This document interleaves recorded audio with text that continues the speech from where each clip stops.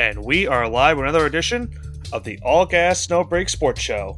I am one of your co-hosts, Nicholas Bavona, joined alongside, as always, by my co-host Andrew Johnson. And Johnson, we are now down to the final four teams in this year's MLB season. We are now on to the championship series in this year's MLB postseason. And how about the ride that we got to get to this point in the season, Johnson? A lot of, high dramatics in the Divisional Series. We saw a 15-inning thriller in the ALDS that we'll be recapping in a little bit. We've seen some teams, going to their first championship series since 2001, 2016, 2018, and for one team, their seventh NLCS in 10 years. So, yeah, it's something to, some teams we've seen, we've seen here before. Some other teams, especially the American League, we have not seen in a very long time, and now they have a chance with 4 wins to get into the World Series. Yeah, 4 wins and they're golden. I know a couple of these years have already started, so I guess we'll go straight into the recaps. And Nick, I'll let you start. Let's just get it out of the way, Johnson. The Yankees lose to the Blue Jays in 4 games, and they really didn't, look like the better team at all at one point during the series. The Blue Jays bats were just unbelievable in the entire series. I think they scored 34 runs combined in all 4 games they faced the Yankees. I think the Yankees scored 19, which is not a bad run total for 4 games. But when you're giving up 34 runs, you have realistically no chance. The Blue Jays got a mixture of good pitching in their first 2 games. They also, as I mentioned, their hitting was fantastic. Guys like Vladimir Guerrero Jr. really stepping up for the most part in this series. Their defense has been playing great, which has been a big reason why they had the best record in the American League. And for the Yankees, unfortunately, their pitching just wasn't there the first 2 games, and basically, actually, I should say the first 3 games. It wasn't there completely. Luis Hill, not a great outing in game 1. Max Free got roughed up in game 2, which is really what the Yankees did not need to have happen. Carlos Rodon gets roughed up in game 3. The Yankees did make a great comeback in that game to at least force a game 4. But in game 4, despite Cam Schiller's best efforts to keep the Yankees in that game, their offense just was not there in that 4th game. They lose to Toronto in 4, and the Blue Jays now go into their first ALCS since 2016. So for the magical ride for Toronto, they're now 4 wins away from going to the World Series. Yeah, and as of this recording, there's a big 3-run bomb in the beginning of game number 2, and it looks like Seattle may be starting to run away with it. So I want to talk about, let's talk about Toronto, though. And where they've come from. And I know we're recording this late, but I was going to say, when you're averaging over 8 runs a game in baseball, you have to come down to earth at some point. I mean, Vladdy, George Springer, everyone was just hitting out of their mind. Even the guys that were 6, 7, 8, 9 hitters were having excellent series. And you're going to have to come back to earth at some point. And it seems like in this upcoming series, they're coming back to earth. And if you have a Yankees, Nick, where do you go from here? You're gonna have a lot of impending free agents. Yeah, Guys that didn't even make the postseason roster, like Jonathan Loizaga. You're gonna get Garrett Cole back, pitching wise. That's gonna be a huge addition next year. You just have to make sure that he is, doesn't really suffer the fate of everyone else that gets that surgery. Cody Bellinger is gonna be a free agent. Paul Goldschmidt is probably going to retire. This was probably his last chance of getting a World Series ring at this point, so it's really a shame for him. But where do you go from here? You have a guy like Jazz that's very divisive with the fan base, but if it wasn't for him, you wouldn't have made it to the ALCS. His heroics in 2 of the games not only saved the game, but also gave the go-ahead run in that Red Sox series that they eventually win the series. So what do you do if you have a Yankees from here? What do you start with first? They got to fix their hitting. It's tough because they need to fix the bats, but their bullpen was also a huge problem during the regular season. And they got better during the postseason, but outside of David Bednar, I don't know realistically who's the next guy up. Devin Williams is also another free agent that they have upcoming this season and had a really bad start to the season. He did progress, he did show some progression towards the end of the year, and he had some good moments in the playoffs too. So we'll see if he does come back as well for the Yankees. I think it really comes down to the bats because let's face facts. In that series with Toronto, and for most of the postseason, it was really Aaron Judge doing most of the work. Jazz Chisholm showed some signs, but he was up and down this postseason. But that could be said for the rest of the entire lineup. Bellinger didn't have any great moments realistically on the offensive side. Trent Grisham was really struggling throughout this entire Anthony postseason. Volpe had probably the worst postseason from Yeah, a New York Yankee you could I was imagine, getting probably in the I was last getting 50 to him. years. I don't think you can name another Yankee in the last 50 seasons, going back to 1975, that have had a worse postseason than he did. I don't remember the exact total. I think he had 13 strikeouts or something. It was really Yeah, bad. 13 strikeouts and At least 15 his play defense appearances. wasn't a big factor. He had some good defensive plays during the postseason, but yeah, it's tough because you have Bellinger's a free agent, Grisham's a free agent. You mentioned Goldschmidt; he's probably gone. You saw some sides out of guys like Ben Rice during the season, and I'm assuming he'll be the starting first baseman next year. You have an issue at catcher, which maybe Ben Rice is the catcher next season. I'm not entirely sure. Third base, I guess right now is occupied by Ryan McMahon, but they could improve there. Shortstop, you mentioned Volpe; he was really bad hitting wise during the Maybe Ahmed postseason. Rosario is your answer at shortstop here. Yeah, but that can't be the guy that's an everyday shortstop or third base. But that's the problem. Like he's a You good have Jose Caballero. You have Jose though. same thing with him. Like they're not everyday guys. Like those are guys that are platoon guys, in my opinion. And I think what it comes down to is they're gonna, what's gonna happen during the offseason. They're gonna be involved on big name free agents. Munetaka Murakami, the superstar third baseman from Japan, who's could play third and first. He's gonna be a guy that the Yankees look at. They're probably going to look at Kyle Tucker. Of course, we'll talk about him and the Cubs in a little bit. They're going to be involved in every big name free agent. I think the biggest thing that's a good sign for the Yankees is that they don't realistically have to go after starting pitching because No, other than that's the the one thing series, they don't need. other than the series against Toronto, they were pretty good this entire season. Free was a Cy Young candidate. Rodon showed some flashes during the year. We talked about what Cam Schiller did in the postseason, and the Yankees have to feel confident about him. And then you got Garrett Cole back, as you mentioned, too. So you have four solidified starters in that rotation. And that's not even talking about guys like Will Warren or Luis Hill, just a couple guys to name off the There bat should as be your a number five bunch of starter. guys you're expecting to take the next leap, right? You're expecting Cam Schlittler to make the next leap, right? He's young. He's not even 25 years old. He's going to have an off season. Luis Hill, another guy, he just turned 27, I believe. So he's another guy that should be entering his prime here soon. I think the other thing is what are they doing with certain young players that they have? Like guys like Wells and Volpe, Jason Dominguez really didn't play that the entirety of the postseason as well. Are these going to be guys that they trade at some point to try to make a splash in the offseason to try to get a solidified bat? Or are these guys that they're going to try to play next season, but they're going to be guys like you mentioned earlier with Rosario and Caballero? Are these going to be platoon guys? I'm not entirely sure what the plan is, If and McMahon, I don't know. Caballero, and Rosario become your platoon guys, you're in very good shape. If that's your platoon, like first couple guys, utility guys in the infield off the bench, you're in very good shape.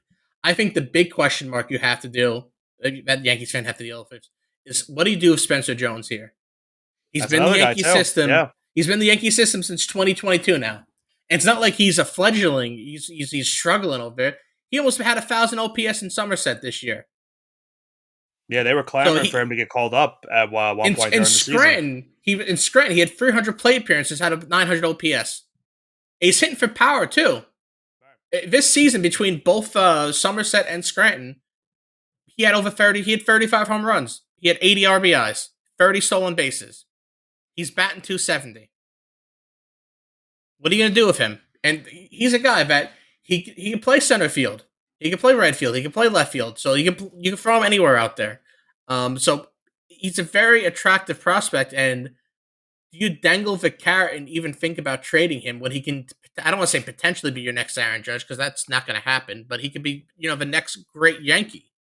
So what do you do with him? Because you're in win now mode, but he's this future prospect that's happy. He's been really good in Double A and Triple A. He's ready to come up. He's probably been ready to come up for 2 years now, and he's just he's sitting around there, and you have to make a decision. Yeah, I don't know. I think this is one of the weirdest off seasons we're going to have up to date because last year you knew the direction because it was either get Juan Soto back or you have to find a way to replace him. And now this season it's okay, who is coming back? are they? Bellinger said he wants to come back. Williams has said he wants to come. All these guys want to come back. The question is the front office going to bring some of these guys back? I'm sure they're going to want to, but how much is it going to cost? Because it's going to take a lot of money to sign certain guys like Bellinger and even Murakami if they try to get him from Japan, which is going to be tough. It's going to be really, really tough. You might be, the New York Yankees and able to spend this money, but at the end of the day, also you have to figure out a way. How can I put up a lineup next season that's not going to get outslugged by a team like Toronto, or is fighting for runs in a series like they did against Boston? Because they're up until that one inning against the Red Sox in Game 3, they were struggling or in the first 3 innings to get any type of run support. They got a big break from the Red Sox defense in that fourth inning, and that was the reason that they won that game in Game number 3. So I So don't know. It's an offseason so of question marks. so Nick, dream off season. Who do you have? What improvements? I'm guessing Kyle Tucker's on your short list, but what do you do at I the other don't ex- positions? I don't expect Kyle Tucker to sign with the Yeah, I'm saying Yankees. you're not expecting it, but your dream Yeah, off season. if in my dream off season, I would like to sign Murakami. I doubt that happens. I think if I had to list five, I'll put a list of three. If there was a list of free agents, I have wanted three top players. I want Murakami probably one because they've been struggling to find corner infielder for God knows how long. He can play third or first, as I mentioned, so he'll fit the need of one of those two. I would like to bring back Cody Bellinger. I really Okay. enjoyed what he did this season. Yeah, I thought he was great for you And guys. um, the third player is I guess Tucker by default, but again it's more of I don't expect them to get Tucker. I think Bellinger was fine for you. Like he could play center field, he can move to left field if needed, he could play a little bit of first base if needed too. He's a perfect utility guy. Tucker is going to command a lot of money, way more money than Bellinger's going to ask for, in my opinion. So I think it's better if you go after Bellinger instead of a guy like Tucker. But Tucker is a guy that's he's a young and upcoming guy. Like I shouldn't say upcoming because he's been in the league for a while now, but He's an MVP. he's You can't still really say right. He's an still MVP is not an up and comer. yeah, he's still. I think he's around like he might be 26, 27 years old. I'm not 100% sure his Cody exact age. Bellinger is 30. Not Bellinger, Tucker. Oh, Tucker. Oh, yeah, Tucker. I'm sorry. I don't know. I think Yeah, yeah. Tucker. He's young. Yeah, He's I'm talking about younger. Tucker when I talk about like up and coming. Yeah, he's 28, Tucker. Yeah, okay, so he's a little bit older than I thought, but that makes sense.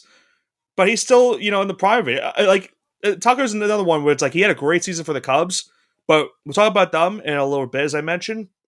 He did not really stand out in the postseason either. Kind of like what happened with Bellinger. So I don't know. If I had to list it, I would go Murakami, Bellinger, Tucker in that order. I would love Tucker, but I would rather have Bellinger because it's going to cost you a little bit less, and it gives you a chance to get Murakami as well. All right, Nick. If someone calls the Yankees front office, say, we're willing to give you our superstar player, but you have to give up Spencer Jones and Jason Dominguez. What's your first thoughts? Like they'll fill it out of things, but like who in the world is worth Spencer Jones and Dominguez at this Well, the time for the Yankees, Yankees? I'm not certain how true of a rumor this was, but the Yankees flat out said the only person that we would trade Spencer Jones for would be Paul Skeens. So it's like if that's the market, I don't know necessarily who they are willing to trade Spencer Jones Yeah, for. and I, you know what? I guess Skeens is the guy, but I don't know. Yeah, and They he would have to make it abruptly clear that he wants out of Pittsburgh here's because one he's guy. Cy Young every single year. I mean, if he wasn't a pitcher, he'd be in the MVP I have a conversation. guy that right now could be traded because of his contract situation. That's on another team that was unfortunately made in the postseason. Watch out for Tarek Skubal because he's on a 1-year contract with Detroit. He has He's not been gone. signed yet. I'm assuming he's probably going to hit free agency. The After that Tigers might want to postseason, look into which we'll doing a talk deal about like in that. a little bit, Yeah. after that postseason, he's gone. There's absolutely no way if he had any self-respect, The he would stay Tigers after can't. that. The problem is the Tigers are probably not going to be able to give him the money that he's going to command. And the Yankees, if they really want to make a move like that for Spencer Jones and Dominguez, I mean that's the guy you go after. Not saying that the Yankees don't need a Skubal, but it just goes to show you that the Yankees are probably not going to make a move for a big name guy unless they're getting someone like Skubal or Skeens or some insane hitter. Which right now I can't really think of a hitter like that. It would have to be someone like Tatis, but I don't remember. I don't think the Padres are trading Tatis with. I don't know. I mean, they're also in news today with their manager retiring, but I don't know. like I said, this offseason's offseason with question marks. A big, big question mark for not only the Yankees, but a lot of these teams upcoming. And I think another team that's had a big question mark, Johnson's the next team we're going to talk about next. Philadelphia Phillies. I mean, what a horrible Thursday night it was for the city of Philadelphia. They had to watch their team, in a back and forth game with the Dodgers. They fought their way to get to game four after winning game three. They were up 1-0 late in the game. A bases loaded walk ties it, and it's a tough one because they probably should have had a strikeout earlier in the at bat, but a missed pitch from the umpire really cost them that bat, and it led to a walk. Game goes into extra innings, and Orion Carriking unfortunately makes a boneheaded decision in the 11th inning. Bases loaded, 2 outs. All he needs to do is make the throw to first base. He's got the out. The 8 game will extend. He makes a panic throw, throws it to home plate, goes, what they didn't realistically have a chance to get the out at the plate, and the Dodgers win the game 2-1. They advance to the NLCS for the seventh time now in 10 years. And it's another offseason for Philadelphia where they have to wonder, how are we going to get over the hump? Because we were in the World Series a couple years ago. We didn't get the job done then against Houston. And now we're here 2 years later after another heartbreaking end of your season. And you have a lot of free agency questions as well as the Yankees do upcoming upcoming off season, excuse me. Yeah, with the Phillies, you don't really know where they go because Schwarber's not going to be there. I think we've seen his last You think he's of. done? I think he's done. He's not going to retire, obviously, but the market for him is going to be way too good after this past season. I mean, this guy, if it wasn't for Cal Yeah, Raleigh, I mean, he he'd might be taken the all. MVP. Yeah, if it wasn't, Him I or was going to say, Otani. yeah, I mean, it's going to be Otani because It's by probably default, going to it's be going to be Otani, Otani. but Schwarber deserves some recognition for what he did. Yeah, 56 home runs. If Kyle Raleigh didn't hit 60 plus home runs, it would have been all conversation about him. Absolutely great power hitter. Just hitting barely above. I don't want to say barely above the Mendoza line, but 240 isn't really lighting the world on fire. But he just hit the ball hard enough and drove enough runs that he got to a 940 or 930 OPS over the season. So I believe he led the NL in RBIs. He led them in home runs, and I think he's done. He's going to get a really big payday. I know he was a first round pick probably 10 years ago now. I And mean, for the think of rest of it. the Phillies, there's a lot of question marks here because you had a Yeah. lot of guys that last year were like, oh, wow, this guy's going to be around for the future. He was so good. And while they may be net positive players, guys like Alec Boehm really had a drop off this year. He wasn't the same player that he was defensively. And ultimately, defense is what cost Philadelphia this postseason run. Yeah, and look at the rest of the team as well. Not only is Schwarber a free agent, but JT Realmuto is also a free agent this offseason. Ranger Suarez has an arbitration. I don't know necessarily. I mean, they would love to bring him back. I'm sure that they're going to try to do everything in their power to get him back. Castellanos is a free agent next season. That might be a guy that they might try to trade this offseason because he didn't really show out the entirety of the year. So that might be a guy they try to move on from. Castellanos Um, is gone. There's absolutely no way they should bring him back. If it'd and be then, yeah, go on. negative asset to hold on to him at this point in his career. And then you start having the conversations about guys like Harper and Trey Turner because they're starting to get up there in age, and you're wondering, how much more left do you have in these guys because they were out for a good portion of the season. Turner was out for the last couple months up until the last regular season game of the year. Harper was out for a little bit with the hand injury. He got back about around the All-Star break. I think he got back just around the time, and he was fine throughout the season. But the postseason, he really did not stand out whatsoever. Anytime the Phillies were looking for a big time hit, he just really couldn't get the job done. Another guy that is going to be a big conversation about too, Johnson, is Zach Wheeler because, as we know, he got that They're injury in before the age. postseason started, and now he's starting to get up there in age too. So it's like, if you're Philadelphia, where are you going now from here? Because these guys are So starting to get up there in age, and now it's wondering how much longer is your current window because you've had this opportunity for so many years now, and you haven't gotten the job done. all right, Nick, stay with me here for a second. The year's 2018, and you're going to tell someone that, hey, I'm from the future, and Aaron Nola is going to be the sixth best person on this Phillies team in the future, pitching wise, in the near future. What do you think they would say?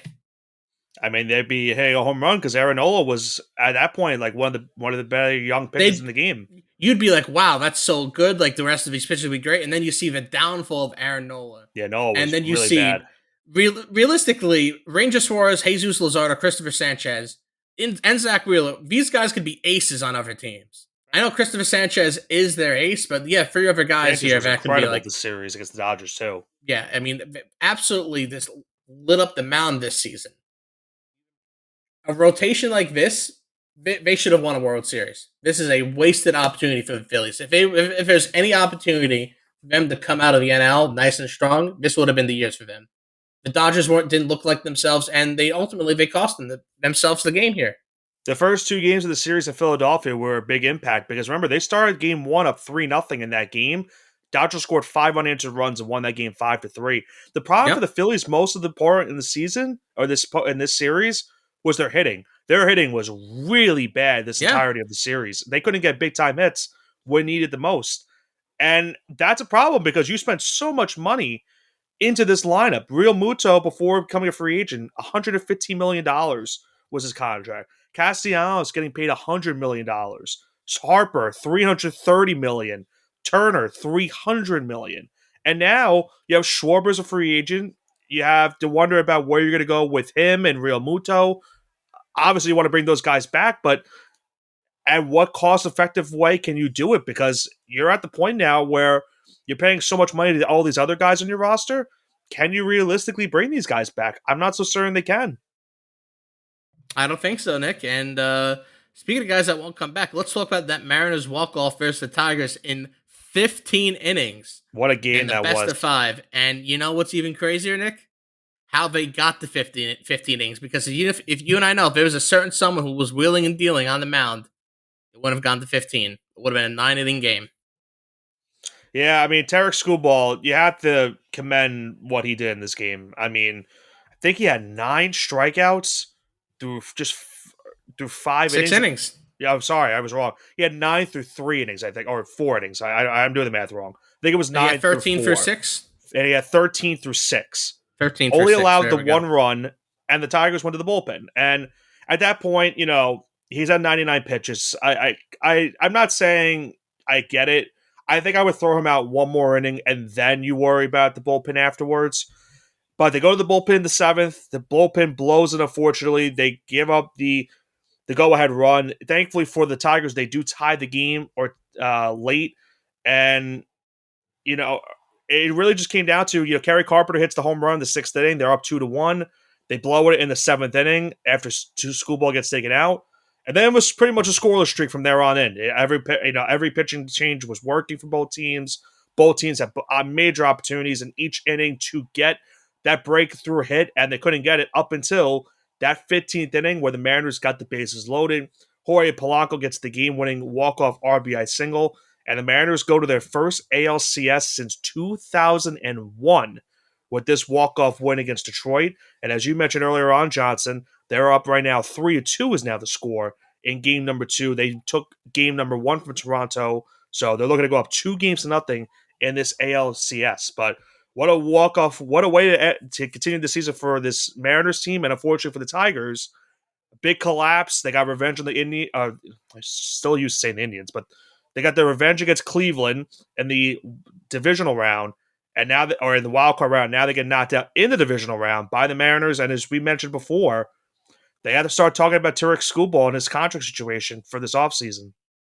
Tyreek is they should find a trade partner, maybe the New York Yankees, because some guys have team control. Jason Dominguez, Spencer Jones will be under team control, while Tariq will be looking to head out the door in a year. So if I'm them, if you know you can't retain his rights, you got to get something for him at this point. You got to trade him to a It's team it's it's that's a like the Juan contender Soto and trade. maximize it. Yeah, you have to do it. You have to do it at this point. Because even in that deal, like I know like guys like Michael King are coming up as free agents, but you want to get at least something out of the deal before potentially he hits free agency. I think at the end of the day, if they were to trade Schoolball, whatever team is going to acquire him, if they do get him, is going to try to sign him right there and then, because you're trying to capitalize on a guy that was last year's AL Cy Young Award winner and very well could be the Cy Young Award winner again for this past season too. And look what he did in the postseason. I mean, he was so strong against Cleveland in the wild card series.